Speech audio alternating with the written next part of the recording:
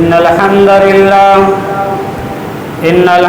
لله نحمده ونستعينه ونستغفره ونعوذ بالله من شرور أنفسنا ومن سيئات أعمالنا من يهده الله فلا مضل له ومن يضلل فلا هادي له أشهد أن لا إله إلا الله وأشهد أن محمدا عبده ورسوله أما بعد فإن خير الحديث كتاب الله وخير الهدي هدي محمد صلى الله عليه وسلم وشر الأمور محدثاتها فإن كل محدثة بدعة وكل بدعة ضلالة وكل ضلالة في النار أما بعد فقد قال الله سبحانه وتعالى في القرآن المجيد والفرقان الحميد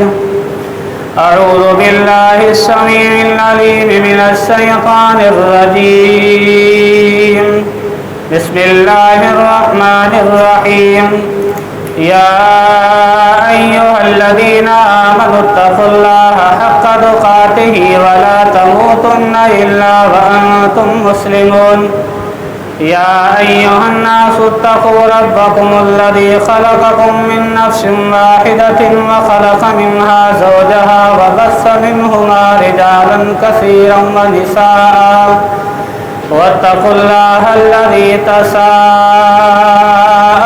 به والأرحام إن الله كان عليكم رقيبا يا أيها الذين آمنوا اتقوا الله وقولوا قولا سديدا يصلح لكم أعمالكم ويغفر لكم ذنوبكم ومن يطع الله ورسوله فقد فاز فوزا عظيما اللهم صل على محمد وعلى آل محمد كما صليت على إبراهيم وعلى آل إبراهيم إنك حميد مجيد اللهم بارك على محمد وعلى آل محمد كما باركت على إبراهيم وعلى آل إبراهيم إنك حميد مجيد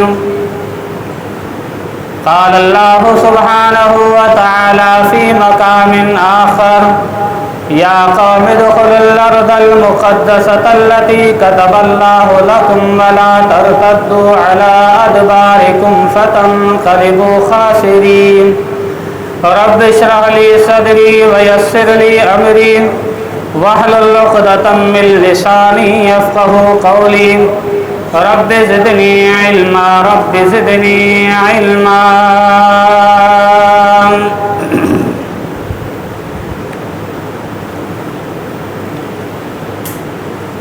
مسلمانوں کا قبلہ اول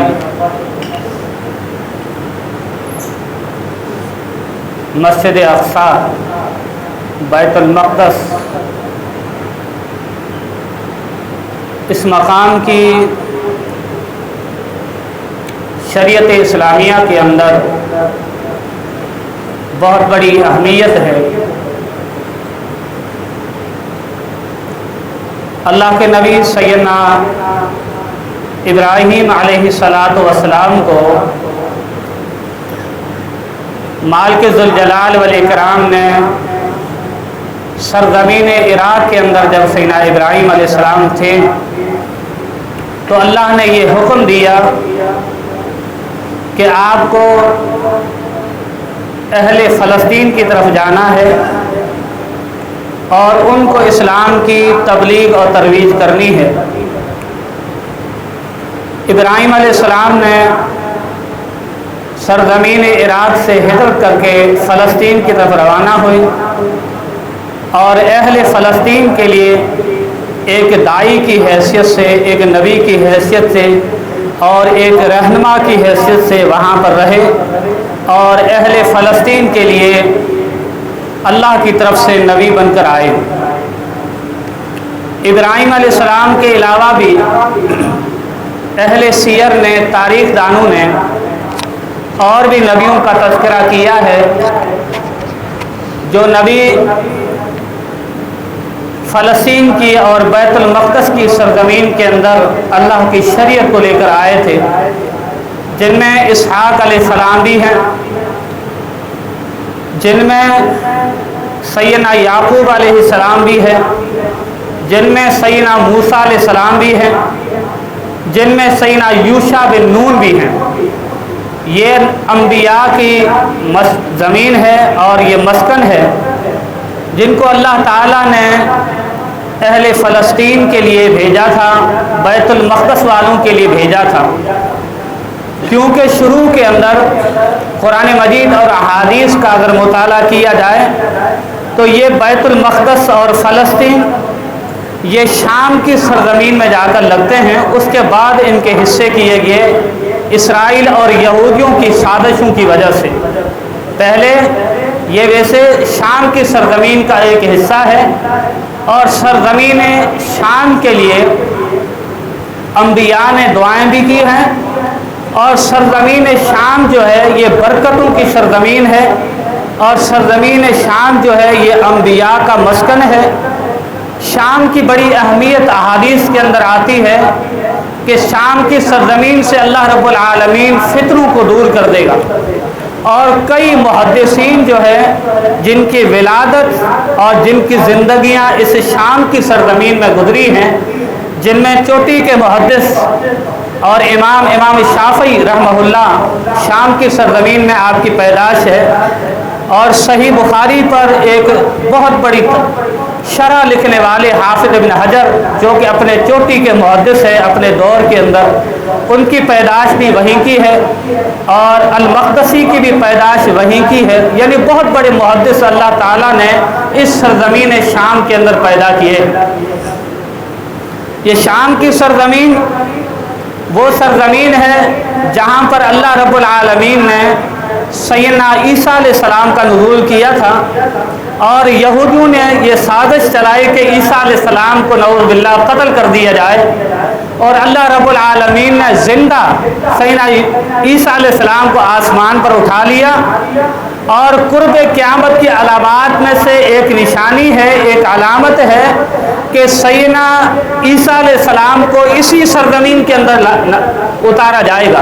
लुद जगह जो है वो बैतुल मक़दस के करीब है, वहाँ पर सैयदना ईसा अलैहिस्सलाम को उतारा जाएगा, और ईसा अलैहिस्सलाम जो है दज्जाल को कत्ल करेंगे। ये बात मालूम हुई कि बैतुल मक़दस की सरज़मीन ये कोई मामूली जगह नहीं है, ये बड़ी अहम जगह है, और मुसलमानों का क़िबला अव्वल है, और हमारे ईमान का एक हिस्सा और एक जुज़ है।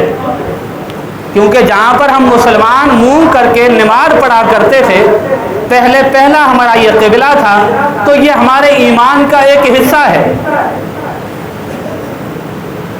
अल्लाह के नबी सल्लल्लाहु अलैहि वसल्लम ने इस मस्जिद अक़सा की बड़ी फ़जीलत बयान फरमाई है। सही बुखारी के अंदर सैयदना अबू ज़र रज़ी अल्लाह ताला अन्हु से रिवायत है कि अल्लाह के नबी सल्लल्लाहु अलैहि वसल्लम से अबू ज़र ने सवाल किया, अल्लाह के रसूल, अय्यो मस्जिद वुज़िअ फिल अर्ज़ अव्वल, कि अल्लाह के नबी इस दुनिया की धरती पर सबसे पहली मस्जिद कौन सी बनाई गई है? सबसे पहला अल्लाह का घर इस ज़मीन पर कौन सा बना? तो अल्लाह के नबी ने फरमाया कि अल मस्जिदुल हराम, मस्जिद हराम, जिसको हम बैतुल्लाह कहते हैं, जिसको हम कैबतुल्लाह कहते हैं, ये बैतुल्लाह सबसे पहले जो है इस ज़मीन पर अल्लाह का पहला घर था, अल्लाह का पहला घर था। इस बैतुल्लाह की तामीर और इसकी तज़यीन के कई मराहिल हैं। तारीख़ी रिवायतें मिलती हैं, बाद रिवायात में सैयदना आदम अलैहिस्सलाम का भी जिक्र आता है कि बैतुल्लाह को सबसे पहले आदम अलैहिस्सलाम ने बनाया था, और बाद रिवायात के अंदर आता है कि फरिश्तों ने बनाया था, और उसके बाद जैसे मराहिल गुजरते गए अल्लाह के नबी के दौर में भी बनाया गया, और आप सल्लल्लाहु अलैहि वसल्लम से पहले के मुशरिकीन के दौर में भी बनाया गया, और नबी करीम सल्लल्लाहु अलैहि वसल्लम के बाद भी ये बनाया गया बैतुल्लाह। तो हर अल्लाह के घर की बनावट और उसकी तामीर के मुख्तलिफ अदवार हैं। मुख्तलिफ दौर के अंदर, मुख्तलिफ अदवार के अंदर मुख्तलिफ अंबिया और सहाबा ने बनाए हैं। जिस तरह बैतुल्लाह सबसे पहले बनाया गया, یہ اللہ کا سب سے پہلا گھر اس زمین پر ہے۔ سیدنا ابو ذر نے اللہ کے نبی سے سوال کیا، کل تو ثم ایون، اللہ کے رسول بیت اللہ کی تعمیر کے بعد دوسرا کون سا گھر اس زمین پر اللہ تعالیٰ کا بنایا گیا؟ تو نبی کریم صلی اللہ علیہ وسلم نے فرمایا کہ مسجد الاقصیٰ، مسجد اقصیٰ جو ہے اس کے بعد سب سے دوسرے نمبر پہ جو اللہ کا گھر اس زمین پر بنایا گیا وہ یہ مسجد اقصیٰ ہے۔ مسجد اقصیٰ دوسرا گھر اس زمین پر اللہ کا بنایا گیا۔ اور ابو ذر نے اللہ کے نبی سے پوچھا کہ اللہ کے نبی ان کے درمیان عرصہ کتنا تھا؟ آپ نے فرمایا کہ 40 سنہ، 40 سال کا عرصہ تھا۔ پہلے بیت اللہ بنایا گیا اور 40 سال کے بعد مسجد اقصیٰ بنائی گئی۔ تو مسلمانوں کا یہ پہلا مرکز بیت اللہ تھا اور دوسرا مرکز مسجد اقصیٰ تھا۔ اور اس کی تزئین اور اس کی تعمیر کے حوالے سے سنن نسائی کے اندر ایک روایت آتی ہے کہ اس کی سب سے پہلی تعمیر اللہ کے نبی سیدنا داؤد علیہ السلام نے کی تھی۔ سیدنا داؤد علیہ السلام سیدنا سلیمان علیہ السلام کے والد تھے، انہوں نے اس کی تعمیر کی تھی اور تھوڑی سی تعمیر انہوں نے کی اور اس کے بعد بقایا پوری تعمیر سیدنا سلیمان علیہ السلام نے کی تھی۔ اور انبیاء کی نیکیوں سے یہ بات ہمیں سبق ملتا ہے کہ جب بھی نبی انبیاء اللہ کا گھر بناتے تھے تو اخلاص کی نیت کے ساتھ بنانے کے بعد اللہ سے دعائیں ضرور کرتے تھے کہ اللہ ہم نے یہ گھر بنایا ہے، تیری توفیق کے ساتھ ہم نے یہ گھر بنایا ہے، اللہ اس گھر کے بنانے کے بعد جو ہم تجھ سے دعا مانگتے ہیں اللہ اس دعا کو قبول کر۔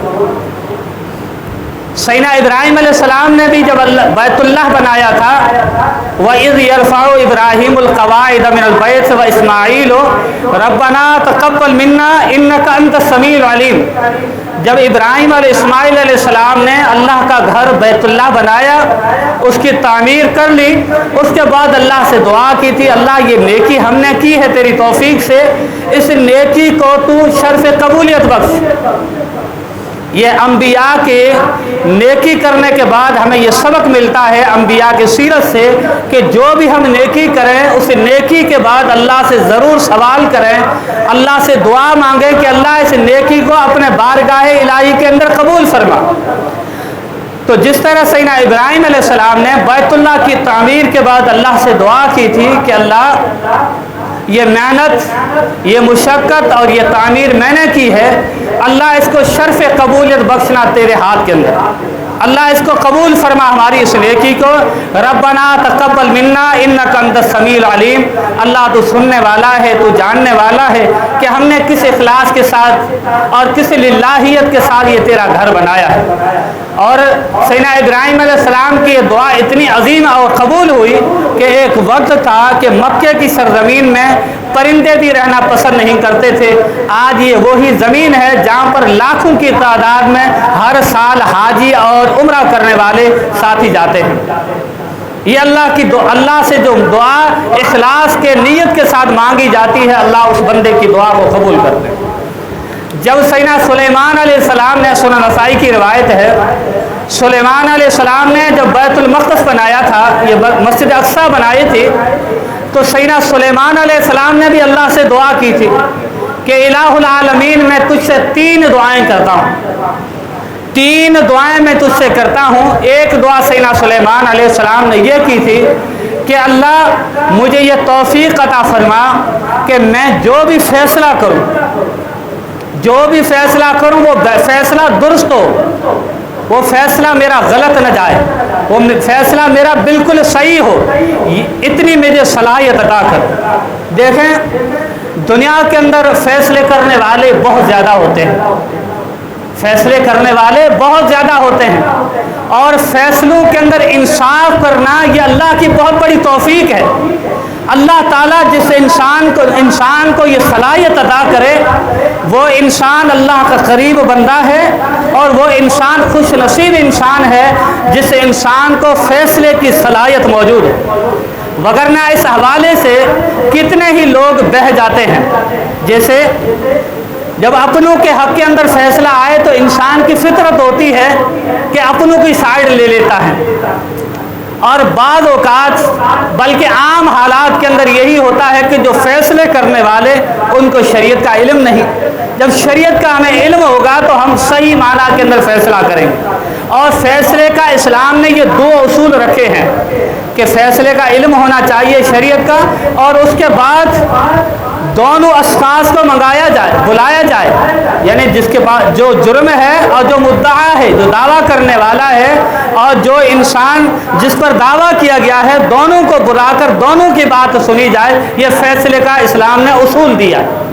تو سیدنا سلیمان علیہ السلام نے اللہ رب العالمین سے یہ دعا کی تھی، الہ العالمین یہ تیرا گھر میں نے بنایا ہے، اللہ تیری توفیق سے بنایا ہے، الہ العالمین میری پہلی دعا یہ ہے کہ میں جو بھی کسی کے لیے بھی فیصلہ کروں اللہ درست فیصلہ ہو، کیونکہ اگر ہم فیصلہ غلط کریں گے تو کل قیامت والے دن یہ ہمارے لیے وبال جان ہوگا۔ ایک تو انسان اپنے گناہ لے کر جائے گا قیامت والے دن، دوسروں کے گناہ لے کر جائے گا۔ غلط فیصلہ کرنا، یہ دوسروں کے حقوق پر ڈاکہ زنی کرنا، یہ بھی انسان اللہ کے سامنے حساب دینا ہے، اس چیز کا بھی حساب ہوگا۔ تو سیدنا سلیمان علیہ السلام نے بڑی عظیم دعا کی، اور بڑی اہم دعا ہے، بڑی اہم دعا ہے۔ ہمیں بھی سلیمان علیہ السلام کی سیرت سے یہ سبق ملتا ہے، اللہ سے دعا کرنی چاہیے کہ اللہ جب بھی کب بات آئے، جب بھی کوئی فیصلہ آئے تو اللہ ہمیں توفیق دینا کہ حق بات کہیں ہم، اور درست ہمارا فیصلہ ہو، وہ فیصلہ ہو جس پر اللہ کو راضی ہو جائے، تیری رضا ہو۔ تو سلیمان علیہ السلام نے پہلی دعا اللہ سے یہ کی تھی، مسجد اقصی بنانے کے بعد سلیمان علیہ السلام کی یہ پہلی دعا تھی۔ اور دوسری دعا سلیمان علیہ السلام کی یہ تھی کہ الہ العالمین اس زمین کی دھرتی پر مجھے ایسی بادشاہی عطا کرنا، ایسی بادشاہی نہ کسی کو دی ہو نہ کسی کو دی جائے، یعنی ایسی بادشاہی۔ واقعی سلیمان علیہ السلام کی یہ دوسری بھی دعا قبول ہوئی۔ اللہ رب العالمین نے سلیمان علیہ السلام کو ایسی عظیم بادشاہی دی کہ ہوائیں دی ان کے ماتحت چلنے والی، پرندوں کی زبانیں جاننے والے اور پہاڑوں کی زبانیں جاننے والے، اور بڑی عظیم ان کو اللہ تعالیٰ نے بادشاہی دی تھی۔ اور بادشاہ بننے کے باوجود بھی اللہ تعالیٰ کا بے حد شکر کرنے والے تھے سیدنا سلیمان علیہ السلام۔ یہ دو دعائیں۔ اور تیسری دعا کیا کی تھی کہ الہ العالمین میں نے مسجد اقصی بنا دی، اللہ میں نے تعمیر کر دی، میں نے جو مجھے تو نے حکم دیا تھا اس حکم کی پاسداری کرتے ہوئے میں نے تعمیر کر دی۔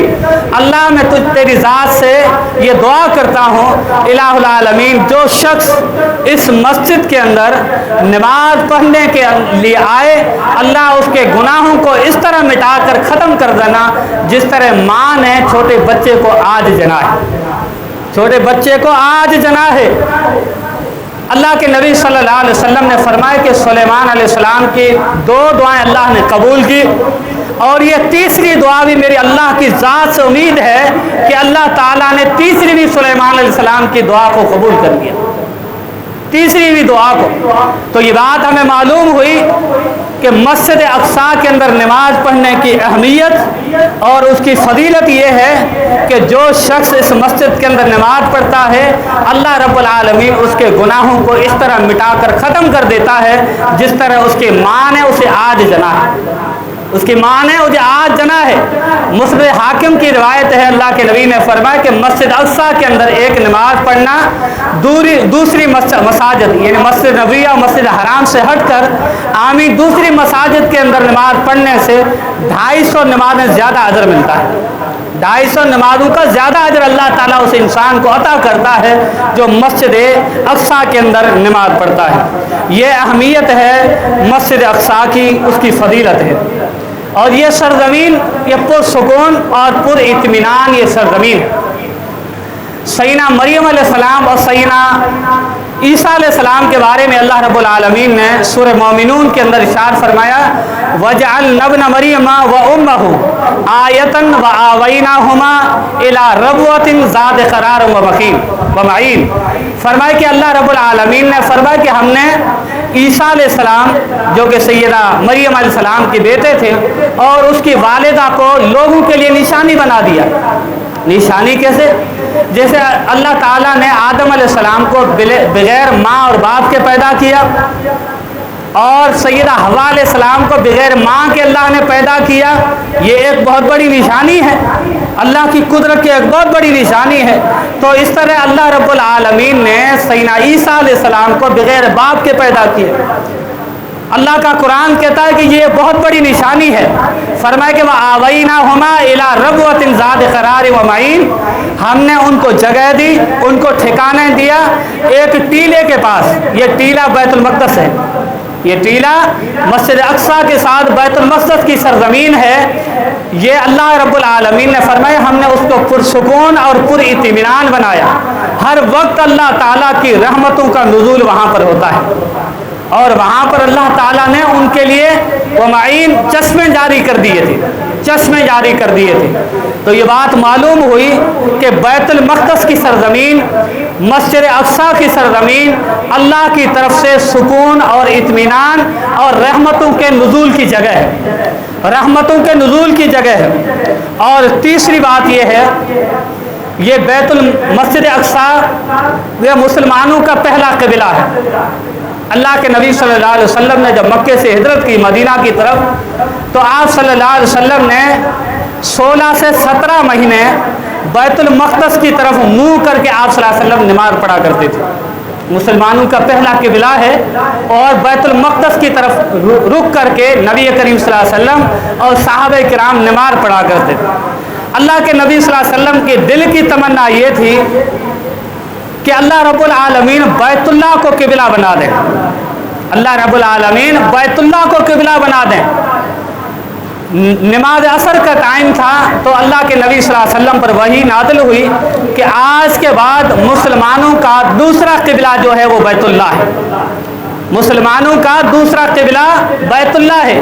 قد نرا تقلب وجہک فی السماء، کہ اللہ کے نبی ہم نے آپ کو دیکھا کہ آپ بار بار آسمان کی طرف اپنے رخ کو موڑ رہے ہیں، اپنے نظروں کو اٹھا کر دیکھ رہے ہیں کہ آپ یہ چاہتے ہیں کہ بیت اللہ کو قبلہ بنا دیا جائے۔ تو اللہ تعالیٰ نے حکم نازل کر دیا کہ آج کے بعد مسلمانوں کا دوسرا قبلہ جو ہے وہ بیت اللہ ہے۔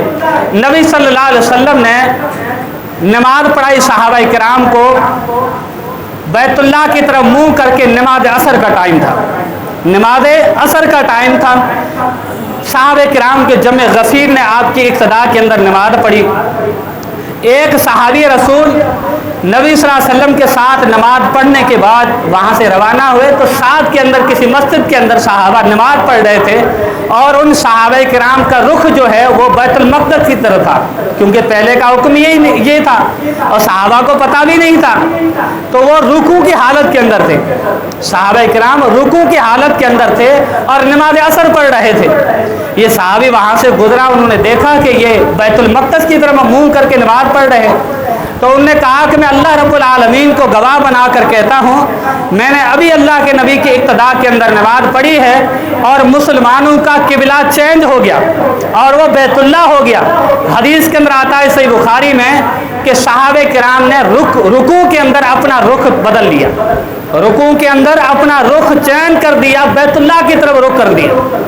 اس کے اندر ہمیں ایک سبق بھی ملتا ہے کہ صحابہ کرام شریعت کی کتنی پابندی کرنے والے تھے، اسلام کی کتنی پابندی کرنے والے تھے کہ اسلام کا کوئی ایک حکم آتا اور صحابہ کی ایک صحابی کی کوئی گواہی مل جاتی تو پورا رخ چینج کر دیا۔ سب صحابہ کرام نے بیت اللہ کی طرف منہ کرنا انہوں نے شروع کر دیا۔ تو پہلے صحابہ کرام بیت المقدس کی طرف نماز پڑھتے تھے تقریباً 16 سے 17 مہینے، اس کے بعد بیت اللہ دوسرا قبلہ بنا۔ اللہ کے نبی صلی اللہ علیہ وسلم کے خواہش کو اللہ تعالیٰ نے پسند کیا اور قبول فرمایا، اس کے بعد مسلمانوں کا قبلہ چینج ہو گیا اور مسلمانوں نے بیت المقدس کی طرف اور بیت اللہ کی طرف نماز پڑھنا شروع کر دی۔ دنیا کی دھرتی پر کسی جگہ کا ثواب کی نیت کے ساتھ سفر کرنا جائز نہیں، ثواب کی نیت سے کسی جگہ کا سفر کرنا جائز نہیں، اور بہت زیادہ لوگوں کی تعداد ہے جو انہوں نے مرکز بنا دیے ہیں اور مخصوص جگہیں بنا دی ہیں، زیارتوں کے لیے وہ لوگ سفر کر کے جاتے ہیں، کئی دنوں کا کئی گھنٹوں کا سفر ہوتا ہے، چاہے وہ کسی طرف کیا جائے، لیکن اس کے اندر ان کے لیے اجر نہیں ہے۔ اجر نہیں ہے، اور بعض سفر وبال جان بنتے ہیں، کیونکہ اسلام نے ہمیں منع کیا ہے، اسلام نے اس کے اندر اجر ہی نہیں بتایا۔ اللہ کے نبی صلی اللہ علیہ وسلم نے فرمایا کہ لا تشد الرحال الا ثلاث مساجد، فرمایا کہ 3 مسجدوں کے علاوہ کسی جگہ کا سفر کرنا اسلام کے اندر جائز نہیں، اسلام کے اندر جائز نہیں۔ آپ نے فرمایا کہ مسجد الحرام ہے، پہلا سفر مسجد حرام کا۔ ایک انسان چاہتا ہے، اس کی دل کی تمنا ہے کہ اللہ کے گھر بیت اللہ کا میں دیدار کروں، اس کا یہ سفر مبارک ہے، اس کا سفر دعاؤں کی قبولیت کا سبب ہے، اس کا سفر قابل شرف ہے، اس کا سفر جو ہے اللہ کی رضا کا سبب ہے کہ وہ شخص اسی نیت کے ساتھ جا رہا ہے کہ بیت اللہ کا دیدار کروں گا، مسجد حرام کا دیدار کروں گا، اور یہ اسلام کے احکامات کے مطابق یہ سفر ہے۔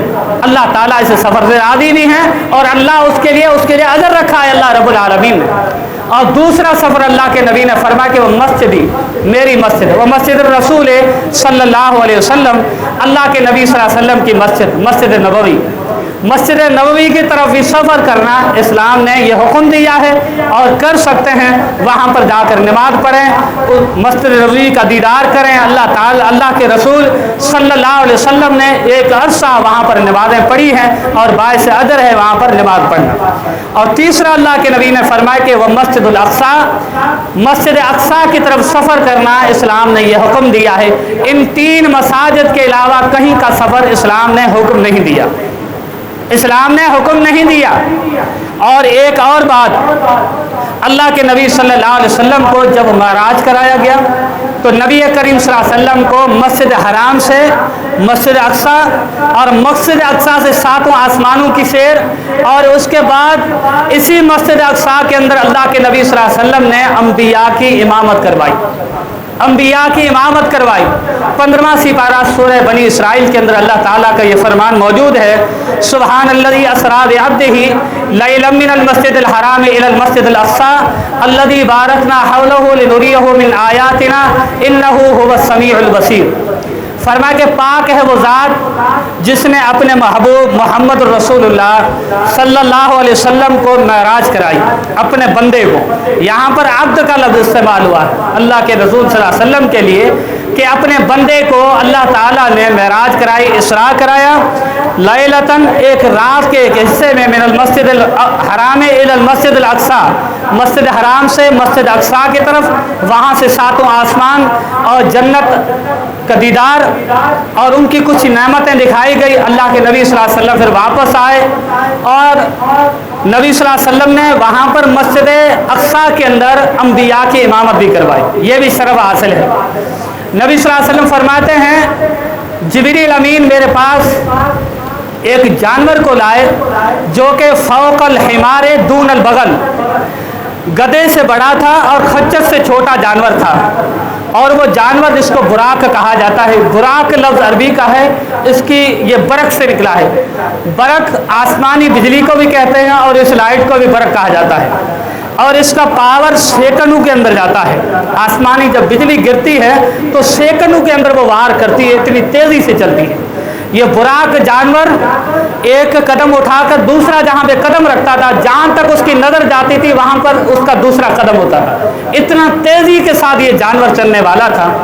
انس بن مالک بیان کرتے ہیں جب اللہ کے نبی صلی اللہ علیہ وسلم کے لیے جانور پیش کیا گیا، جب آپ صلی اللہ علیہ وسلم اس جانور پر سوار ہوئے تو اس نے سختی دکھائی۔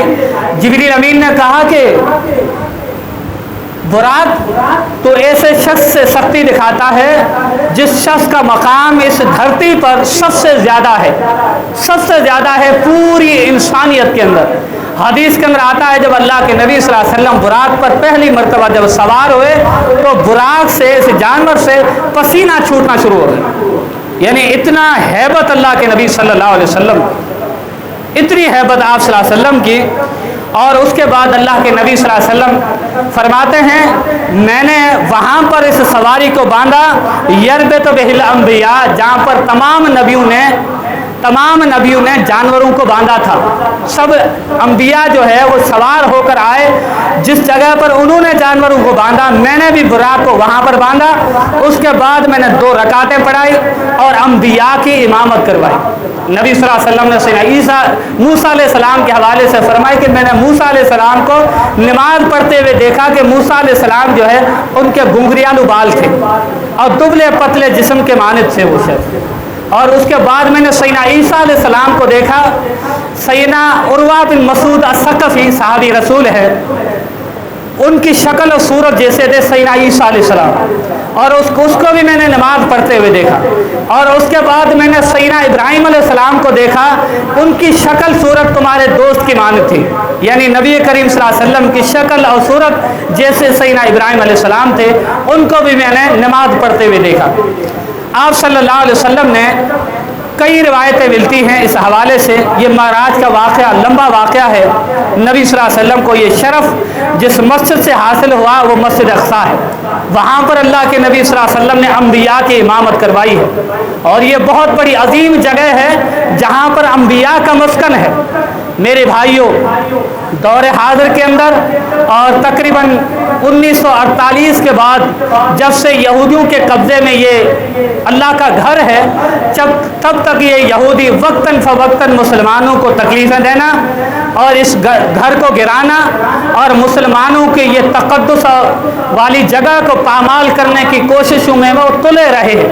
और ये इसराइल और मुसलमानों के दुश्मनों की हर वक्त ये साजिश रही है कि इस अल्लाह के घर को गिरा दिया जाए और मुसलमानों के ईमान को देखा जाए कि उनके अंदर क्या ईमान है। और हमारे ईमान का भी ये एक हिस्सा है कि हम अल्लाह के इस घर के साथ अपने दिल और जान के साथ मोहब्बत करें।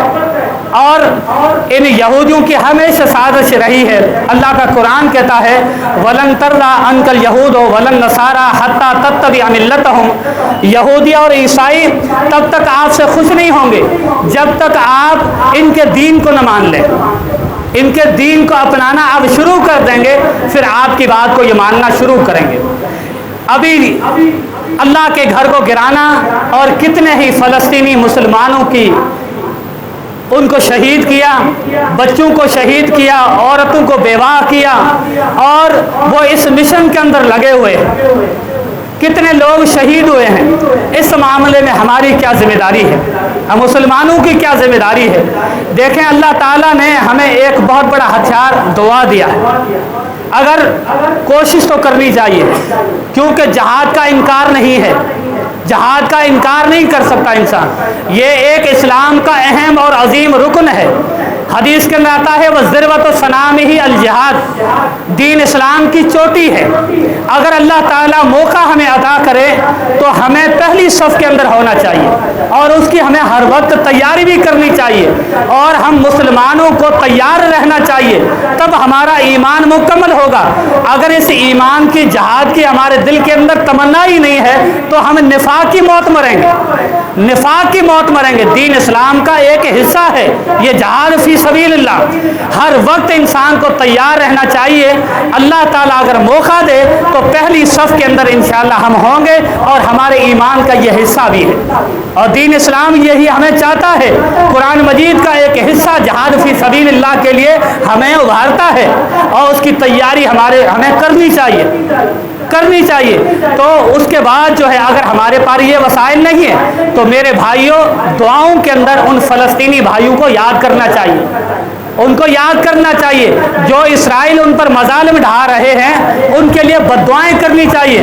अल्लाह उनको नेस और नाबूद करे, क्योंकि कल उनकी बारी है फ़लस्तीनी भाइयों की, कल हमारी भी बारी आ सकती है। क्योंकि आज इसराइलियों ने उन भाइयों पर हमला किया है, कल हो सकता है हमारे पर भी वो टाइम आ सकता है। तो हम दुआओं के ज़रिए उन भाइयों को याद करें।